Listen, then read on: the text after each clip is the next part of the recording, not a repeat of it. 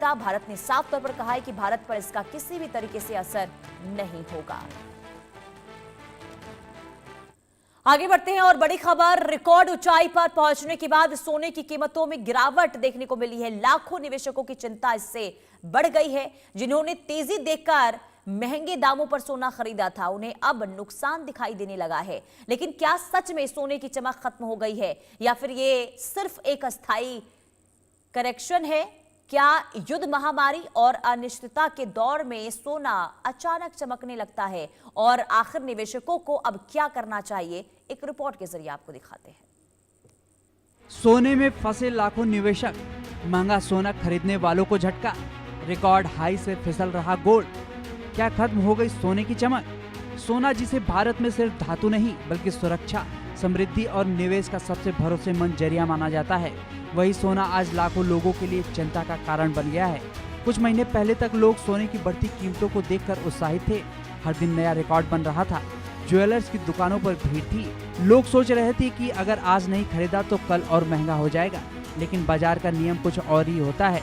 जिस सोने ने निवेशकों को सपने दिखाए, उसी सोने ने अब कई लोगों की कमाई को कागजों पर घटा दिया है। जो लोग ऊंचे दामों पर सोना खरीद कर बैठे हैं, उन्हें अब नुकसान दिखाई देने लगा है। भारत में 24 कैरेट सोने की कीमत इस साल रिकॉर्ड ऊंचाई तक पहुंच गई। कई शहरों में 10 ग्राम 24 कैरेट सोने का दाम करीब 2 लाख के पास पहुंच गया था। दिल्ली और मुंबई जैसे बड़े बाजारों में कीमत करीब 1,92,000 तक दर्ज किया गया। लेकिन इसके बाद तस्वीर बदलने लगी। अंतर्राष्ट्रीय बाजार में मुनाफा वसूली शुरू हुई। जियोपॉलिटिकल तनाव में थोड़ी नरमी आई और सोने में बिकवाली शुरू हो गई। नतीजा, भारत में सोना धीरे धीरे फिसलता जा रहा है। रिकॉर्ड हाई 1,92,000 प्रति 10 ग्राम, मौजूदा भाव करीब 1,40,000 प्रति 10 ग्राम। कुछ ही हफ्तों में करीब 25% की गिरावट। हाई लेवल पर खरीदने वालों को नुकसान। बाजार की एक पुरानी कहावत है, जब हर कोई खरीदने लगे तो सावधान हो जाओ, और इस बार भी वही हुआ जो अक्सर होता है। सोने की तेजी देखकर लोगों को लगा कि इसकी कीमत अब सिर्फ बढ़ेगी। कई लोगों ने एफडी तोड़ दी, कई लोगों ने बचत निकाल ली, कई लोगों ने शादी और निवेश के नाम पर महंगा सोना खरीद लिया, क्योंकि उन्हें लग रहा था कि अगले महीने सोना और महंगा हो जाएगा। लेकिन बाजार कभी एक दिशा में नहीं चलता। जब कीमतें बहुत तेजी से बढ़ती हैं तो एक समय बाद मुनाफा वसूली शुरू होती है और वही लोग फंस जाते हैं जो सबसे आखिरी में तेजी देखकर बाजार में आते हैं। ऐसा पहली बार नहीं हुआ है। अगर हम कोविड काल को याद करें तो उस समय भी पूरी दुनिया में डर और अनिश्चितता का माहौल था। कोरोना महामारी के दौरान शेयर बाजार टूट रहे थे, कारोबार बंद थे, लोगों की अपनी नौकरियां और बचत की चिंता थी। ऐसे समय में लोगों ने सोने की तरफ दौड़ लगाई। साल 2020 में सोने ने जबरदस्त उछाल दिखाया। उस समय भी कई लोगों को लगा था कि सोना लगातार ऊपर ही जाएगा। कोरोना से बड़ी वैश्विक अनिश्चितता, निवेशकों ने खरीदा गोल्ड, रिकॉर्ड तेजी देखने को मिली। बाद में कीमतों में करेक्शन आया। लेकिन आखिर ऐसा क्यों होता है? युद्ध, आर्थिक संकट, महामारी या फिर किसी बड़े वैश्विक तनाव के समय सोना अचानक चमकने क्यों लगता है? इसका जवाब छिपा है निवेशकों की मानसिकता में। युद्ध और अनिश्चितता बढ़ने पर मांग बढ़ती है। निवेशक सुरक्षित निवेश की तलाश करते हैं। शेयर बाजार से पैसा निकलकर गोल्ड में आता है। सोना सेफ हेवन एसेट माना जाता है। मांग बढ़ते ही कीमतें उछलती हैं। हाल के महीनों में मध्य पूर्व में संघर्ष की वजह है वैश्विक अर्थव्यवस्था को लेकर चिंताएं बढ़ी थी। इन सभी वजहों से सोने में लगातार तेजी आई। लेकिन जैसे जैसे हालात थोड़े सामान्य होने लगे, वैसे वैसे निवेशकों ने मुनाफा बुक करना शुरू कर दिया और यहीं से सोने की चमक थोड़ी फीकी पड़ने लगी।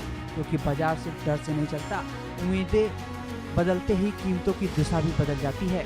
अब सवाल यह है कि जिन लोगों ने महंगा सोना खरीदा, क्या उनका पैसा डूब गया?